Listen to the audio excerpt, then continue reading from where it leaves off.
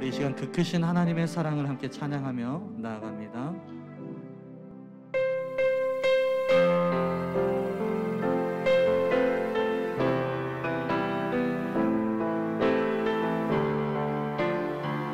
다 같이 그 크신 하나님의 사랑, 그 크신 하나님의 사랑 말로 다 영영 못하는 저 누구도 분별을 넘어 이 나보다 진 땅 위에 죄범하며 문구하며 그 아들 보내사 어묵잠을 삼으시고 제 용서하셨네. 하나님 그 신사랑을 증량나무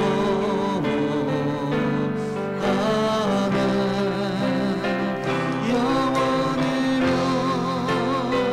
지않는 사랑 성도여 찬양하세. 괴로우시던 괴로우시 절 지나가고 땅 위에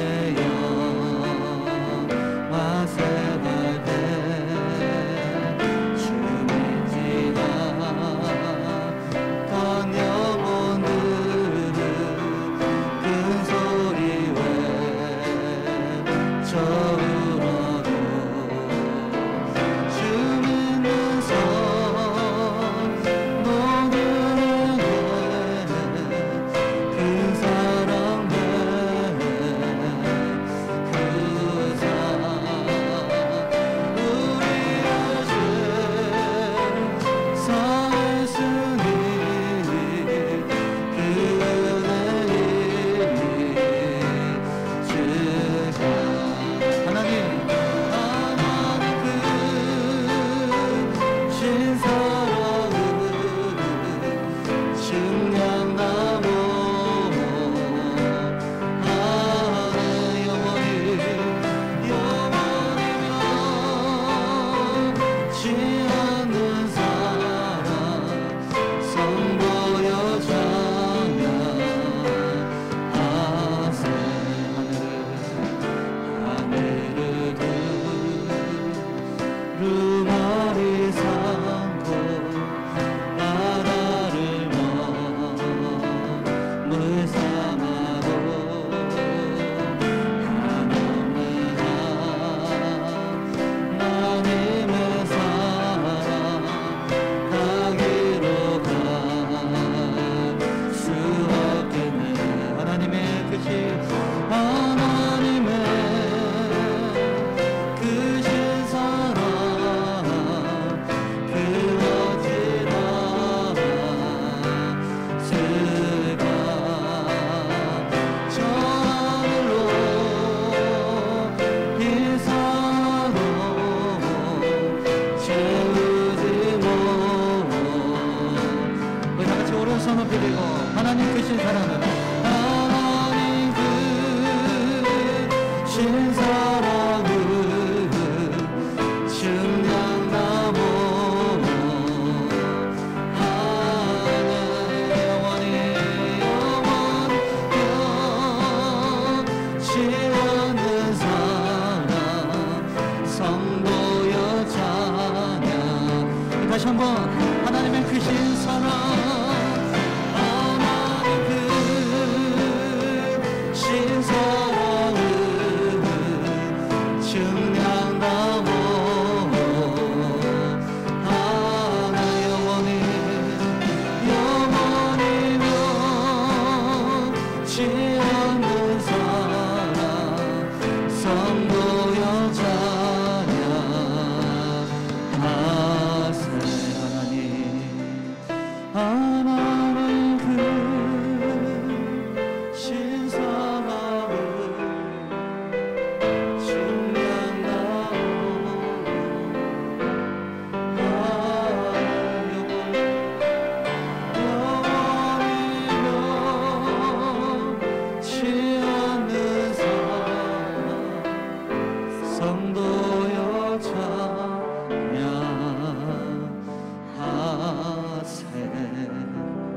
할렐루야. 우리 영원히 변치 않는 우리 하나님의 사랑에 감사의 박수 올려드리시겠습니다. 할렐루야. 여러분, 하나님의 그 사랑은 영원한 줄 믿습니다. 아멘. 우리 이 시간 힘차게 찬양할 때 우리 죄 많은 이 세상은 내 집안이네, 우리 박수치며 찬양합니다.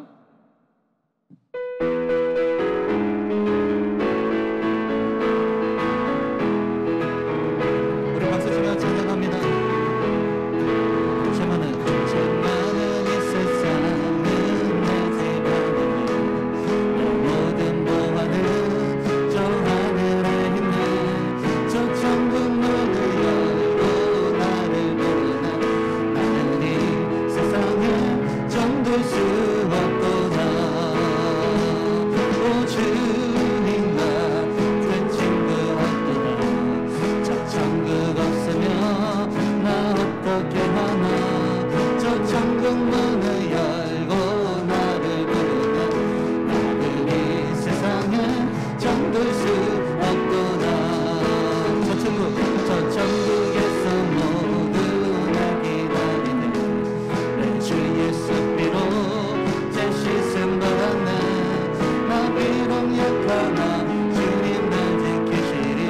나는 이 세상에 정들 수 없도다. 다같이 오 주님, 오 주님과 된 친구 없도다. 저 천국 없으면 나 어떻게 하나. 저 천국 문을 열고 나를 부르네. 나는 이 세상에 정들 수 없도다. 저 영광의 땅에 나 길이 새겼네. 손 잡고 승리를 외치는 성도들, 또 깊은 찬송을 흘려 퍼지네. 나는 이 세상에 정들 수 없도다. 다같이 오 주님과 된 친구 없도다.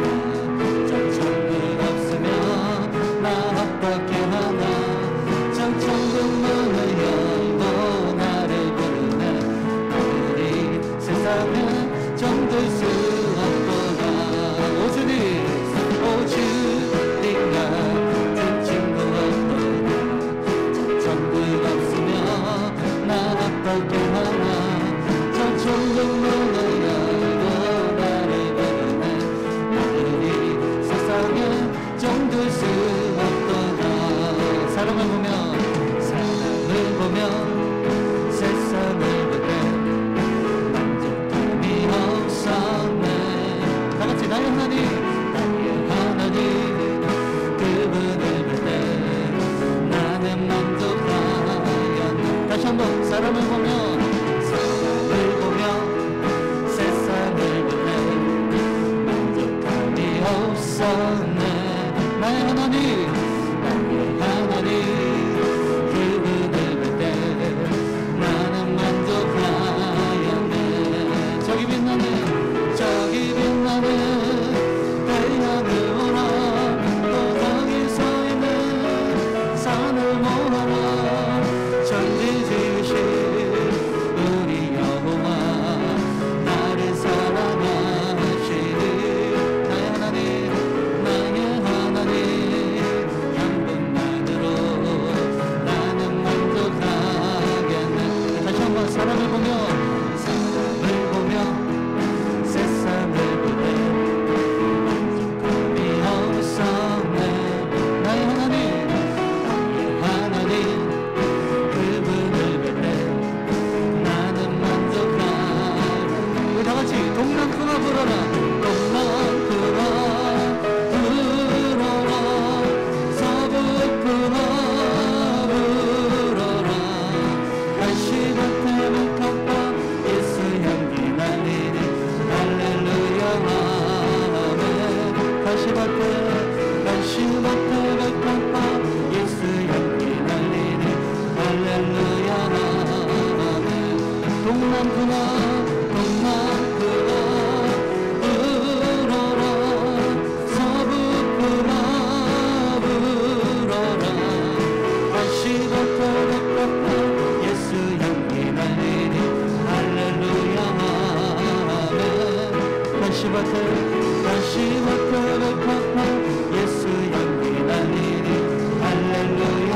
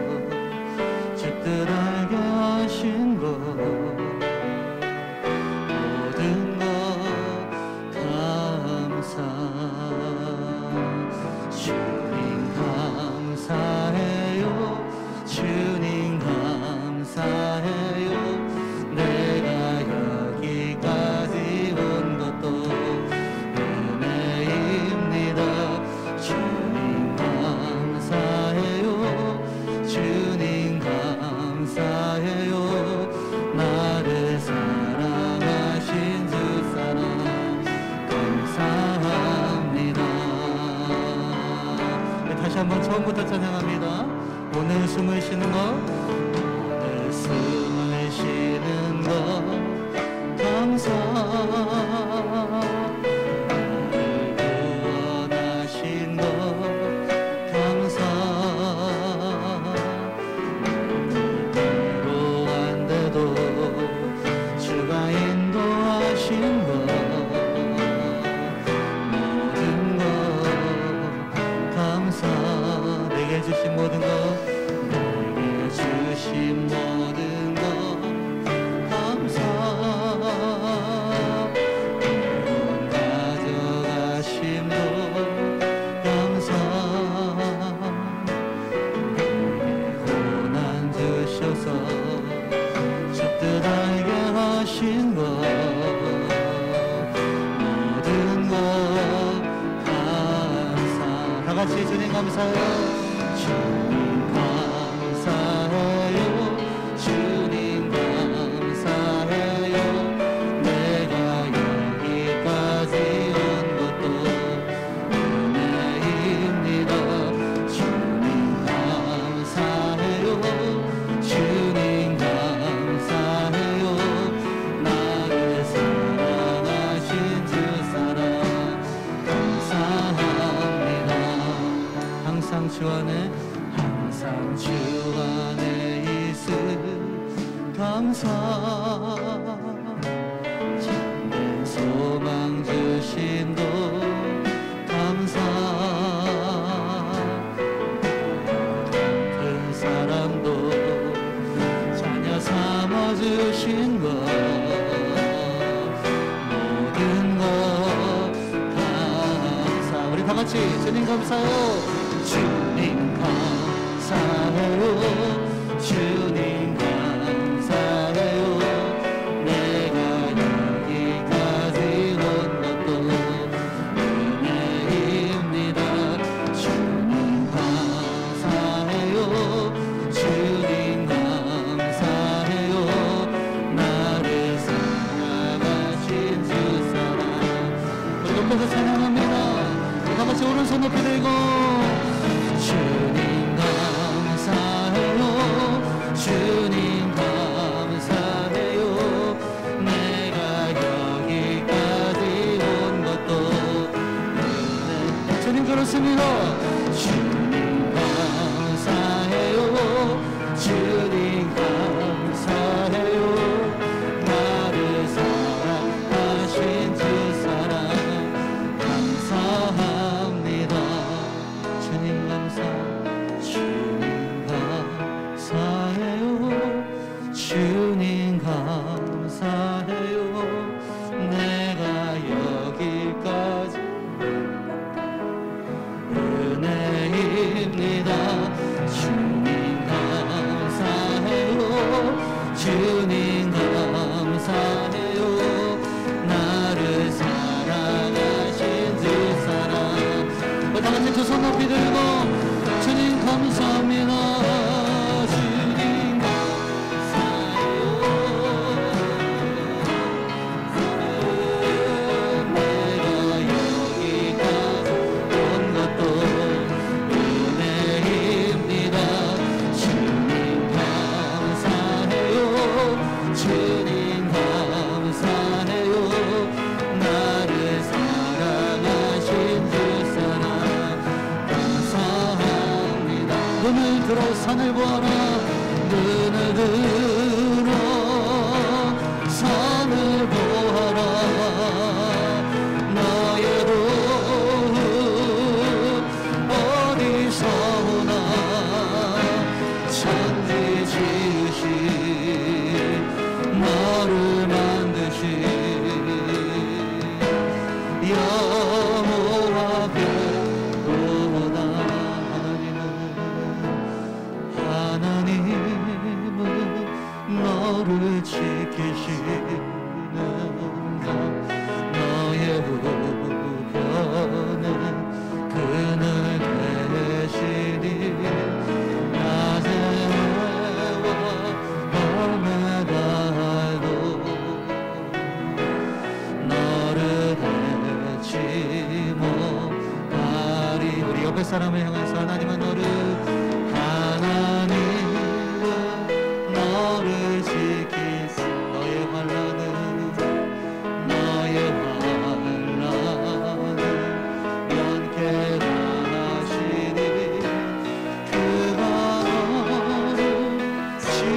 지키시리라.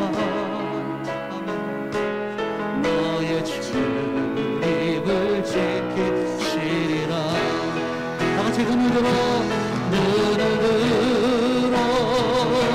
산을 보아라. 나의 도로 어디서 오나.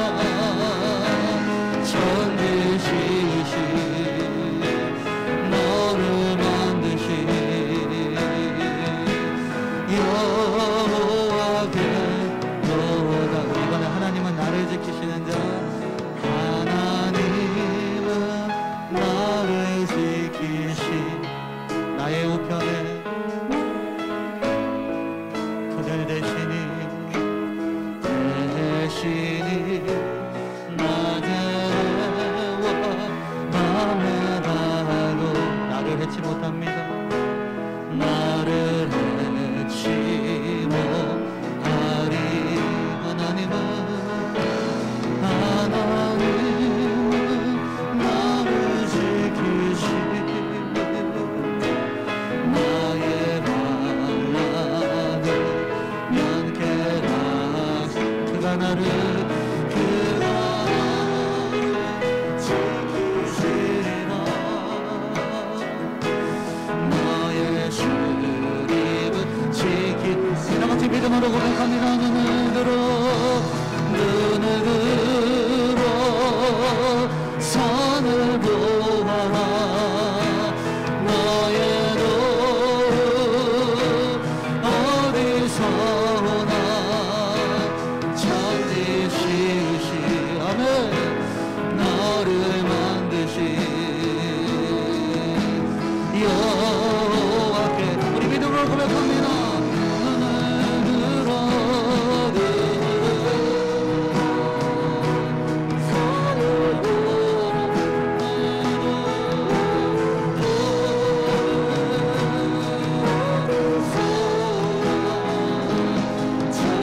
천지시시 너를 만드신 여호와께로다.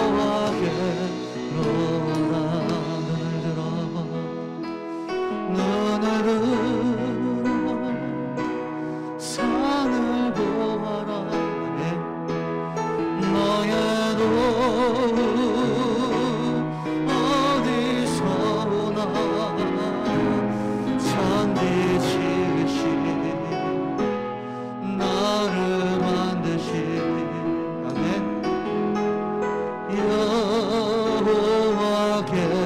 여호와께로다. 여호와께로다. 여호와께. 다같이 두 손 높이 들고 우리 하나님 여호와께로다. 아멘. 여호와께로다.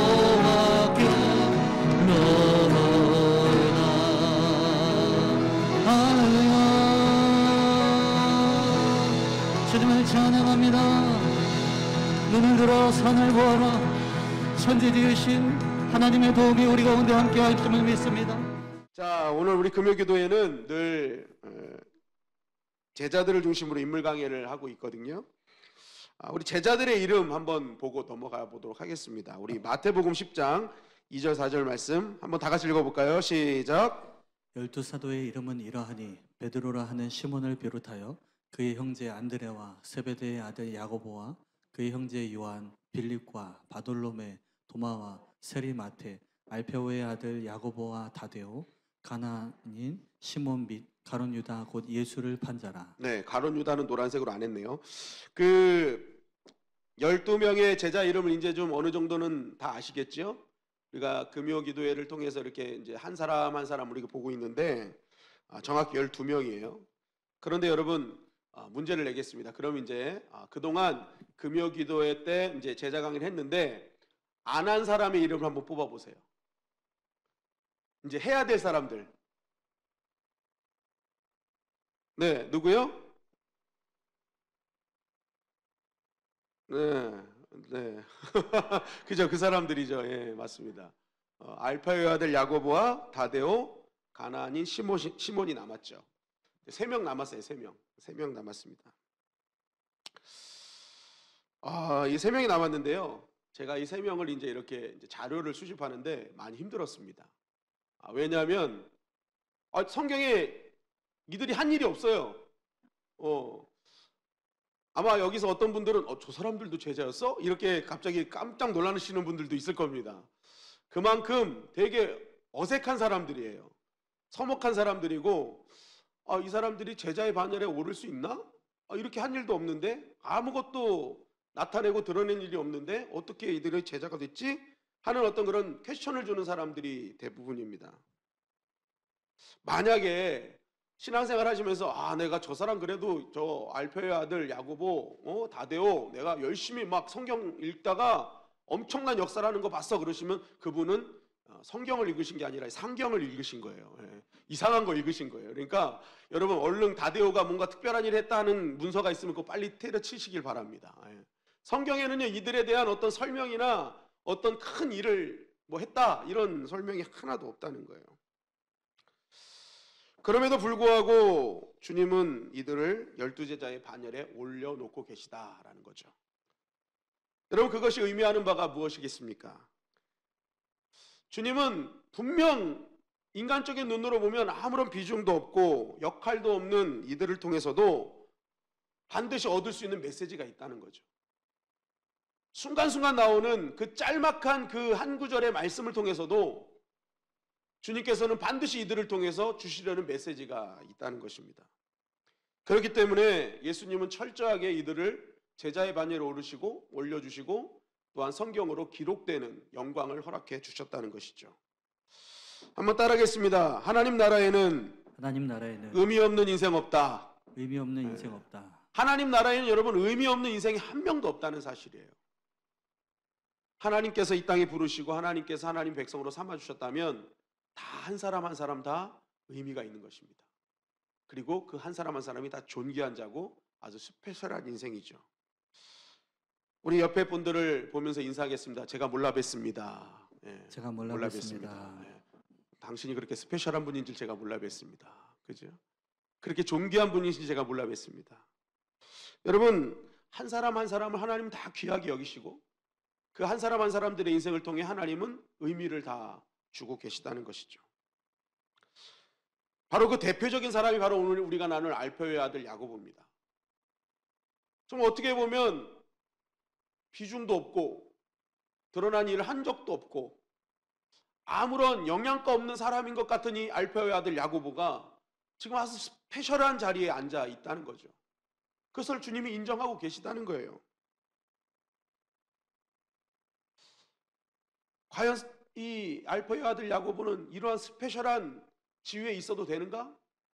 이러한 인정받아도 되는가? 우리가 한번 좀 바라보길 원합니다. 마가복음 15장 40절 말씀이에요. 시작. 멀리서 바라보는 여자들도 있었는데 그 중에 막달라 마리아와 또 작은 야고보와 요셉의 어머니 마리아와 또 살로메가 있었으니. 자, 이 말씀이요 알페의 아들 야고보에 대해서 유일하게 성경에서 증거하고 있는 말씀이에요. 이 말씀밖에 없어요. 알페의 아들 야고보, 그 야고보를 작은 야고보라고 표현하고 있다는 거예요. 작은 야고보. 여러분 이 말씀 하나가 지금 알페의 아들 야고보가 성경에서 했던 일 딱 하나 얘기하고 있는 말씀이라는 거죠. 그런데 그 알페의 아들 야고보를요 성경에서 뭐라고 표현하고 있어요? 작은 야고보래요. 그래서 영어 성경이나 뭐 이런 거 찾을 때 뭐 젊은 야고보 뭐 이런 뜻도 있고 뭐 진짜 작은 야고보 영어 버전이 여러 개가 있거든요. 그러다 보니까 이 버전마다 좀 달라요. 대부분 영어로 돼 있는데 또한 뭐 작은, 작다 뭐 이렇게 표현한 것도 있고. 그러니까 뭔가 미숙한 거죠. 젊은 야고보든지 작은 야고보든지 뭔가 미숙하다는 부족하다는 느낌을 말하고 있는 말씀이라는 거예요. 그러면 여러분 한번 생각해 보세요.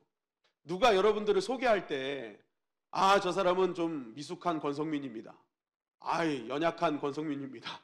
형편없는 권성민입니다. 하면은 제가 기분이 나쁠까요? 나쁠까요? 이거는 뭐 말 하나 만합니다. 당신이 뭔데 나를 그렇게 연약하다고 얘기해? 나도 한 집안의 귀한 아들인데, 그죠? 나도 귀한 아들인데 왜 나한테 자꾸만 저렇게 얘기하지? 물론 그 사람이 봤을 때 육신적인 시각으로 또한 세상적인 관점으로 봤을 때 연약한 게 맞을 수 있어요. 부족한 게 맞을 수 있어요. 그러나 대놓고 그러면 기분 나쁜 거 아니겠습니까? 그런데 지금 성경은요, 지금 2000년이 지난 지금까지 알페의 아들 야고보를 어떤 야고보라고 얘기하고 있어요? 작은 야고보로 소개하고 있단 말이에요. 아, 이게 천국에서 작은 야고보가 기분 나쁘지 않을까? 그죠? 왜 내가 작은 야고보지? 그런데 어쨌든 성경은 작은 야고보로 표현하고 있다. 그렇다면 이유가 있을 거예요. 작은 야고보라고 표현한 이유가 뭘까? 이게 유추해 봤더니요. 여러분, 예수님의 측근 중에는요, 야고보가 많았죠. 어떤 야고보가 있어요? 첫째는 세베대 아들 야고보. 그죠? 그 다음에 예수님의 형제 야고보가 있어요. 그리고 알포의 아들 야고보가 있었어요. 그러니까 예수님 12명, 그 예수님 주변에는요, 야고보가 벌써 3명이에요. 당시에 야고보는요, 지금의 우리나라 철수 같은 이름이었답니다. 그래서 야고보가 굉장히 많았대요. 다 야고보. 야고보 하면 다 쳐다봤대요. 그러니까 이제 누구의 아들 야고보 뭐 지명되고 막 이랬을 거 아니겠습니까? 그러면 뭐 세베대 아들 야고보, 알포의 아들 야고보, 예수님의 형제 야고보 이렇게 부르면 좋잖아요. 아니면 너무 길면 요새 줄임말 유행 아닙니까? 세베대 아들 야고보는 세야야, 그죠? 그리고 알포의 아들 야고보는 알야야, 그리고 예수님의 형제 야고보는 예야야, 뭐 이렇게 하면 되잖아요. 그런데 굳이 성경은 작은 야고보라고 한단 말이에요.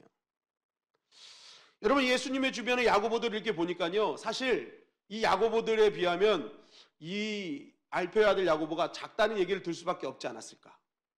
세베대 아들 야고보는 뭐예요? 베드로, 야고보, 요한, 예수님의 3대 제자죠. 어디를 가든지 세베대 아들 야고보를 항상 데리고 다녔단 말이에요. 그러니까 넘버 3 안에 들어가는 야고보였다. 그리고 예수님의 동생 야고보는 어땠어요? 부활 후에 예수님 믿고 예루살렘 교회 수장도 되고 또 야고보서를 쓴 사람이 예수님의 동생입니다. 그러니까 이 야고보라는 인물 중에 사실 세베대 아들 야고보 또한 예수님의 동생 야고보 이 둘의 어떤 경지를 뛰어넘기에는 알페의 아들 야고보는 좀 부족했을 수 있다. 그러니까 그냥 네가 뭐 이렇게 능력이나 뭐 이렇게 봤을 때 좀 부족하니까 너 작은 야고보 해라. 덜한 야고보 해라. 이럴 수도 있고. 아니면 뭐 키가 작았던 거나 아니면 뭐 여러 가지로 상황이 뭐 안 좋았거나 뭐 이렇게 알 수 있다는 것입니다. 그런데 분명히 세상적인 눈으로 봤을 때는 이 알페의 아들 야고보가 비중이 없고 작은 느낌이 들 수 있어요. 그렇다면 우리는 과연 이 알페의 아들 야고보를 이렇게 작고 볼품없다 해서 우리도 작은 야고보로 치부해야 되는가?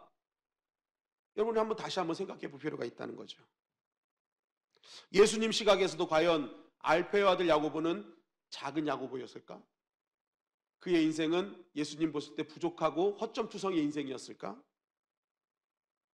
여러분, 우리 작은 야고보가 등장하는 말씀을 다시 한번 보겠습니다. 마가복음 15장 40절 말씀이에요. 시작. 멀리서 바라보는 여자들도 있었는데 그 중에 막달라 마리아와 또 작은 야고보와 요셉의 어머니 마리아와 또 살로메가 있었으니.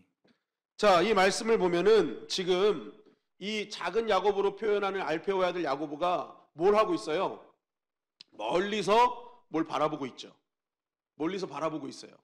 근데 누구와 바라보고 있어요?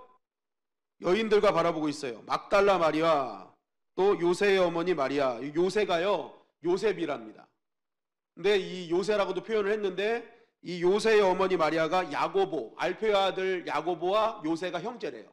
그 형제의 어머니가 같이 있었던 거예요. 그러니까 이 가문은 믿음의 가문이었어요. 엄마가 그 예수님을 잘 섬기는 아주 믿음의 가문이었습니다. 그러니까 자녀들도 믿음의 자녀들이 되었다라고 볼 수 있죠. 또 살로메가 있었다라고 얘기를 하고 있습니다. 그런데 이렇게 예수님께 헌신적이고 예수님과 함께 있었던 여인들과 지금 멀리서 뭘 바라보고 있어요? 그것이 뭘 바라보고 있었는가? 바로 이 전 말씀이 이렇게 말씀하고 있습니다. 마가복음 15장 37절 39절 말씀 한 절씩 교독합니다.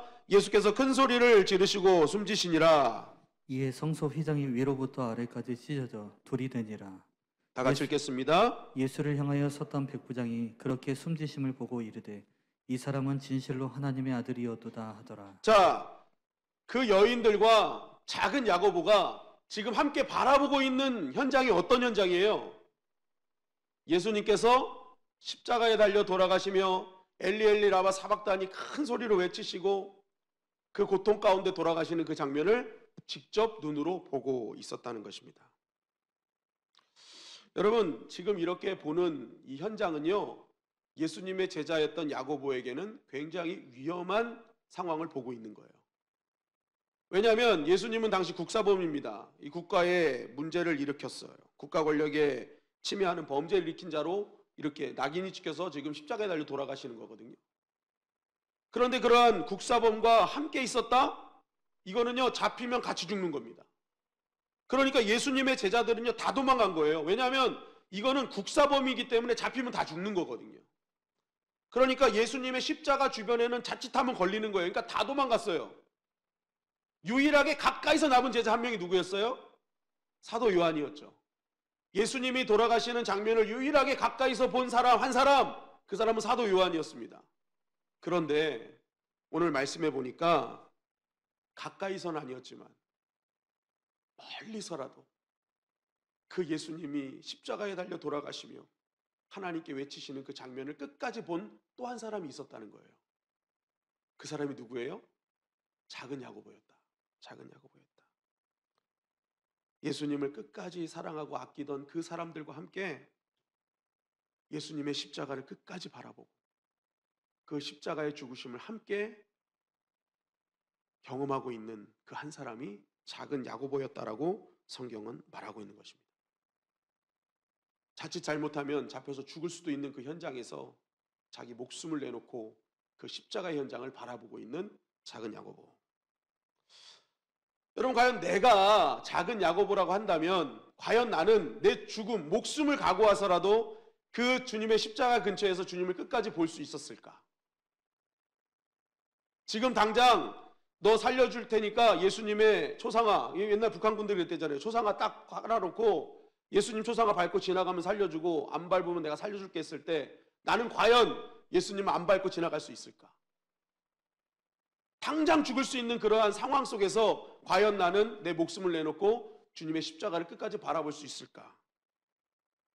여러분, 우리가 이것을 한번 생각할 때요, 과연 우리는 눈으로 보여지는 작은 야고보의 그러한 상황들, 정말 어떻게 보면 부족해 보이고 연약해 보였던 그런 상황들을 보면서 우리가 과연 그 야고보를 향해서도 작은 야고보라고, 넌 부족한 야고보라고, 넌 형편없는 야고보라고 얘기할 수 있을까? 우리 한번 생각해 봐야 하는 것입니다.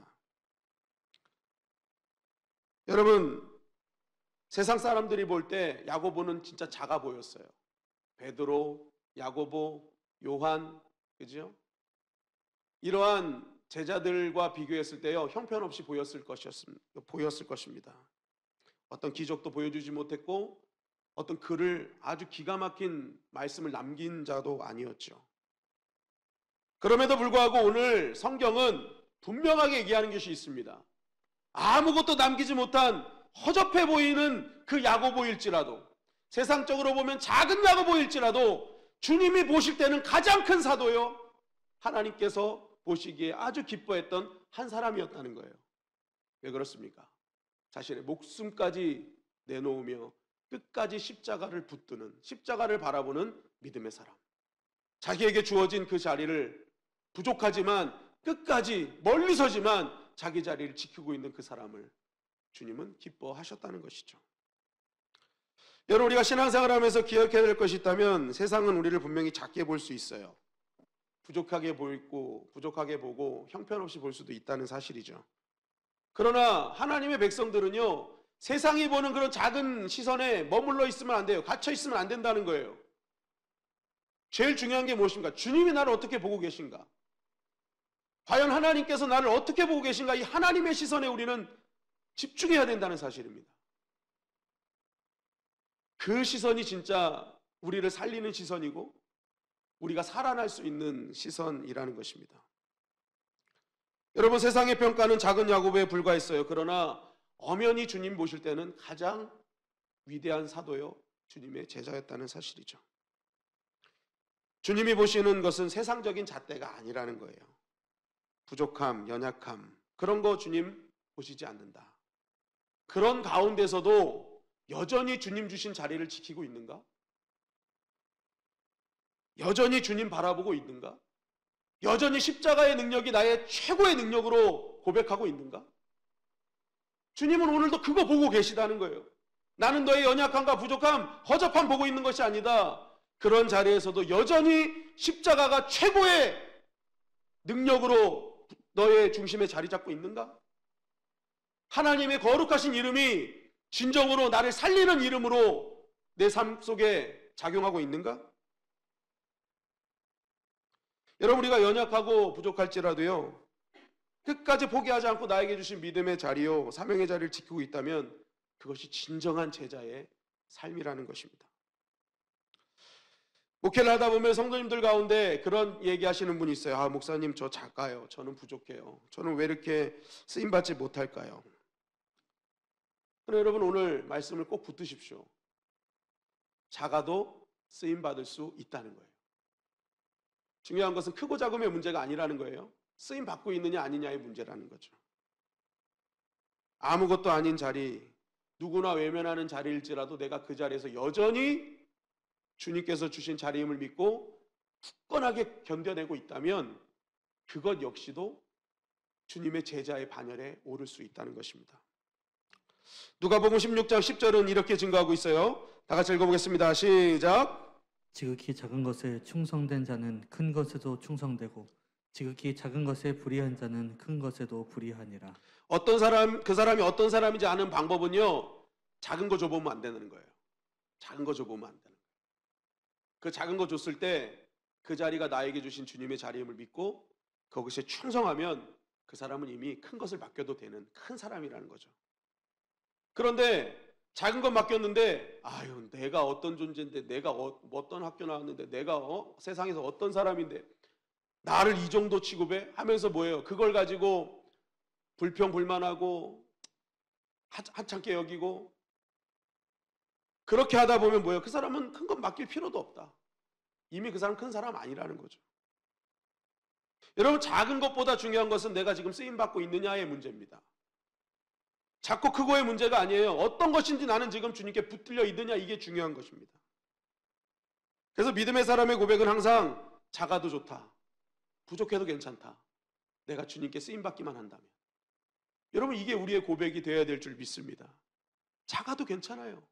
부족해도 괜찮아요. 내가 주님께 붙어 있어, 내가 나를 주님이 사용하시고자 한다면 그것이 가장 감사한 일 아니겠습니까? 디모데후서 2장 20절 21절은 이렇게 증거하고 있어요. 시작. 큰 집에는 금그릇과 은그릇뿐 아니라 나무그릇과 질그릇도 있어 귀하게 쓰는 것도 있고 천하게 쓰는 것도 있나니 그러므로 누구든지 이런 것에서 자기를 깨끗하게 하면 귀히 쓰는 그릇이 되어 거룩하고 주인의 쓰심에 합당하며 모든 선한 일에 준비함이 되리라. 네, 여러분, 이 말씀의 핵심은 뭐예요? 귀히 쓰임받는 그릇 되자는 거예요. 은그릇, 금그릇, 그거 아무리 대단해 보여도요, 찬장에 갇혀 있으면요, 간장 종지만도 못한 겁니다. 간장 종지는요, 작지만 쓰임 받잖아요. 어디든지 쓰임 받잖아요. 그런데 이렇게 간장 종지는 늘 쓰임 받는데 금그릇이라고 해서 버젓하게 있지만 그거 쓸모없는 그릇 될 수 있다는 거예요. 그거 인정받지 못한 그릇 될 수 있다는 거예요. 중요한 것은 내가 주님 앞에 부족한 주님 나를 사용해 주세요. 주님, 나 같은 거 사용하시는 주님의 은혜가 너무 감사합니다. 그러면서 주님께 감사와 찬양을 드릴 때 그것이 하나님 쓰시기에 아주 좋은 그릇이 될 수 있다는 것이죠. 하나님, 우리가 완벽하게 다 갖추고 난 다음에 우리를 쓰시는 분이 아닙니다. 부족한 가운데서도 그 하나님의 능력이 나의 능력임을 믿고 여전히 그분을 붙잡고 있는 십자가의 사람이 되면요, 하나님이 그 사람을 귀하게 쓰신다는 거예요. 여러분, 그래서 믿음의 사람은 약한 것, 부족한 것, 허접해 보이는 것, 이게 부끄러운 게 아닙니다. 그런 가운데서도 여전히 주님 붙잡지 않는 것이 부끄러운 거예요. 내가 부족한 거 알면서도, 연약한 거 알면서도 끝까지 주님 안 잡는 거, 그게 부끄러운 겁니다. 그게 진짜 연약한 거고요. 진짜 용기 있는 사람은요, 자신의 연약함을 알고 자신의 부족함을 알고 결국 이것을 돌파하게 하시는 주님밖에 없음을 믿고 그 주님 붙잡는 사람이 진짜 귀한 사람이고 하나님 보시기에 가장 유명한 사람이라는 것입니다. 여러분, 신앙생활 하다 보면 때로는 우리에게 무명의 자리를 요구하실 때가 있어요. 이름도 없이 빛도 없는 자리에 하나님이 보내실 때가 있어요. 그런데 여러분, 무명이 되는 것을 절대로 부끄러워하지 마십시오. 예수님의 기적 중에 가장 놀라운 기적 중에 하나가 뭐예요? 오병이어의 기적이죠. 근데 이 오병이어의 기적의 시발점이 누구였습니까? 이름 모를 소년이 갖다 준 오병이어가 시발점이 됐어요. 성경은 이 소년이 누군지, 어디 사는지, 이름이 무엇인지 절대 알려주고 있지 않아요. 그냥 무명이에요. 이름 없는 소년이었어요. 주님이 보고 계시는 건 뭐예요? 그의 이름이 무엇이냐가 아니에요. 그가 어떻게 쓰임받고 있느냐를 주님은 보고 계시는 거예요. 그가 어떻게 작은 것이라도 하나님께 드리고 있느냐, 주님은 그걸 보시지 그의 이름이 무엇이냐 이거 보시지 않는다는 거예요. 그의 스펙이 무엇이냐 이거 보지 않는다는 거예요. 다만 그러한 위기 상황이 어려운 상황일지라도 자기 작은 것이라 할지라도 이것이 주님께 쓰임받을 수만 있다면 그 중심을 보고 계시다는 거죠. 나아만 장군을 엘리사에게 인도했던 사람도 이스라엘에서 잡혀갔던 한 여종이었습니다. 여러분, 그 여종의 이름을 밝히고 있지 않아요. 그 기적의 순간에 놀라운 연결고리를 했던 그 여종인데요, 그 여종에 대해서도 이름을 밝히고 있지 않아요. 왜요? 주님이 보시는 건 이름이 아니에요. 어떤 자리에서도 주님과 연결시키는 자인가? 종의 자리에서도 목숨 걸고 나아만 장군에 가서 진짜 고쳐줄 사람이 있습니다. 진짜 해결될 주신 분이 있습니다. 진짜 우리의 이런 어려운 환경 속에서 다시 살리실 분이 있습니다. 그분이 예수 그리스도십니다 하고 고백할 수 있는 그 모습을 주님은 귀히 여기신다는 것이죠.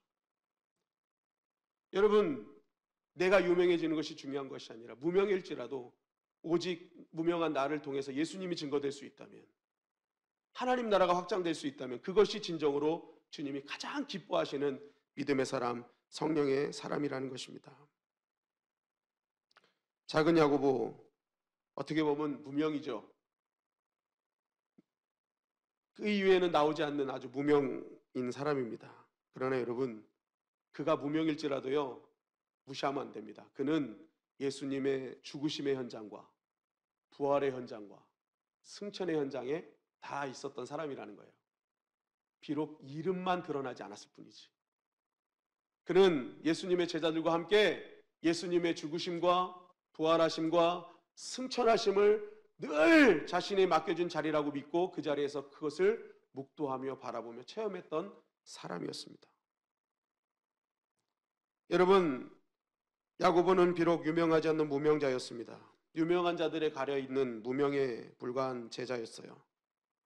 그러나 주님은 그러한 무명일지라도 자신의 자리에서 멈추지 않고 하나님을 계속 바라보고 예수님의 죽으심과 부활하심과 승천하심의 그 자리에 끝까지 붙어있던 그 제자를 12제자의 반열에 오르시고 지금 우리에게도 증거하게 하고 계시다는 것입니다.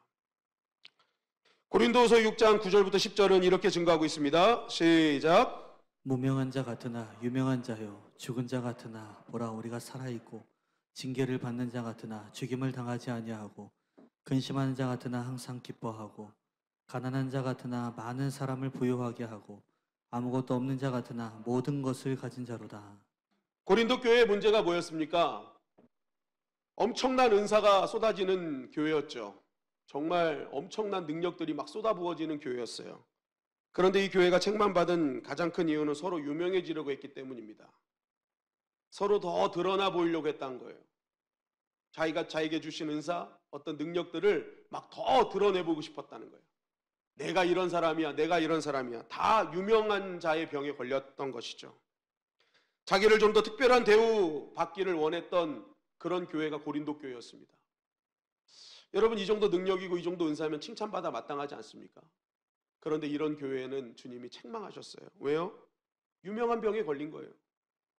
주님께서 그거 주신 이유가 있는데 그거에 대한 이유를 모르고 다 자기 드러내려고 했다는 것이 문제였던 것입니다. 그러다 보니까 드러나는 것이 우선이다 보니까 뭐예요? 드러나는 사람에 집중하는 거예요.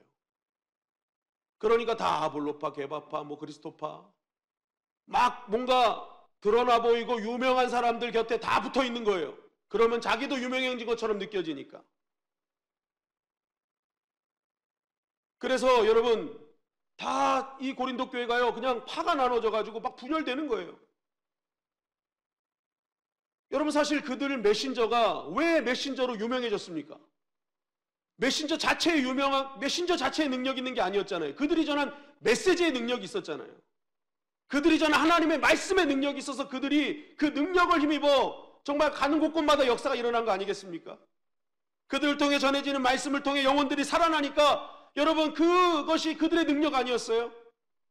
그러면 그들이 봐야 될 것은 메신저가 아니라 메시지를 봤어야 되는 거예요. 진짜 메시지, 하나님의 말씀, 하나님이 진짜 능력이시구나. 그럼 하나님 중심으로 하나 돼서 똘똘똘 뭉쳤어야죠. 근데 그들은요 보여지는 강한 사람, 유명한 사람에 집중했다는 거예요. 메신저에게 집중하는 교회, 결국 무너지더라는 거죠. 여러분 우리 교회는 메시지에 집중하는 교회가 되기를 주님의 이름 간절히 축원합니다. 하나님 말씀 중심의 교회가 되어야 돼요. 어떤 결정을 해도 말씀이 중심이 되어야 되고 항상 우리의 교회의 모든 핵심은 말씀이 될 때 하나 될 수 있는 거예요. 드러나는 사람, 힘 있어 보이는 사람, 돈 있어 보이는 사람, 이러한 사람들에게 자꾸만 쏠리게 되면요 교회는 갈라지는 거예요. 파가 나눠지는 거예요. 그런 교회는 힘이 없습니다. 책망받는 교회 되는 거예요. 여러분 어느 게 칭찬받는 교회일까요? 결국 메시지, 말씀의 중심 가지고 하나님만이 나의 능력이십니다 고백하는 교회가 하나님께 쓰임받는 교회가 될 수 있는 것이죠. 그래서 바울은 말하는 거예요. 하나님의 말씀을 가진 자가 유명한 자야. 하나님의 말씀이 겉으로 볼 때는 아무것도 아닌 것 같아도 무명한 것 같고 형편없는 것 같고 허접한 것 같아도 그 말씀 붙든 사람이 유명한 사람이야. 그 하나님과 함께하는 사람이 진정으로 모든 것을 가진 사람이야. 그 하나님을 가진 사람이 부유한 사람이야. 그 하나님을 가진 사람이 죽은 자 같으나 살아있는 사람이야. 그거 얘기하는 거예요. 여러분 우리가 하나님 붙들고 죽은 자 같으나 살아있는 자로 살아가시기를 주님의 이름 간절히 축원합니다. 아멘. 하나님께서 우리를 유명한 자로 세워주시는 거예요. 나 무명한 것 같은데 그 하나님의 능력이 나를 어느샌가 존귀한 자로 만들어주시는 거죠. 또 없는 것 같으나 모든 것을 갖고 있는 자족하는 자로 하나님 만들어주시는 것입니다. 여러분 말씀을 마무리하겠습니다. 성경에는 작은 야고보에 대한 기록이 이거 외에는 없어요. 정말 무명 중에 무명이 바로 작은 야고보입니다. 그저 작다는 것 하나, 그거 하나 나타낸 것이 야고보의 일생에 있어서 드러낸 성경의 유일한 단어일 뿐입니다. 그러나 중요한 것은 뭐예요? 단어는 분명 작은 단어이지만 그는 크게 쓰임받았다는 거예요. 끝까지 주님께서 말씀하신 자신의 사명의 자리를 작거나 크거나 나에게 준 자리임을 믿고 끝까지 그 십자가 바라보고 주님의 죽으심과 부활하심과 승천하심을 묵도하는 그 인생을 하나님께서는 사용해 주셨다는 것입니다. 여러분, 내가 작아 보입니까? 여러분 자신이 때로는 너무 쓸모없이 보일 때가 있으십니까? 다른 사람과 비교할 때 정말 나 같은 자가 무슨 쓰임 받을 수 있어 하면서 혹시 무엇인가를 맡길 때 뒤로 빼지는 않으십니까? 여러분 자격이 있어 주의 일을 하는 사람 아무도 없어요. 심지어는 세상이 봤을 때 작은 야고보조차도 하나님께서는 그의 자리에서 충성할 때 귀한 제자로 하나님의 사명자로 세워주셨습니다. 여러분 크고 작은 것이 중요한 것이 아닙니다. 금과 은이 중요한 것이 아닙니다. 내가 작더라도 주님께 쓰임받고 있느냐가 중요한 것입니다. 오늘 주님은 그러한 한 사람을 찾고 계세요. 작더라도 주님이 능력이심을 고백하는 그 한 사람, 끝까지 십자가 바라보는 그 한 사람을 오늘도 찾고 계십니다. 그 한 사람이 저와 여러분들이 되기를 주님의 이름 간절히 축원합니다. 우리 주님의 영광교회가 되기를 주님의 이름을 간절히 축원합니다. 하나님의 놀라우신 은혜가 함께 하실 것입니다.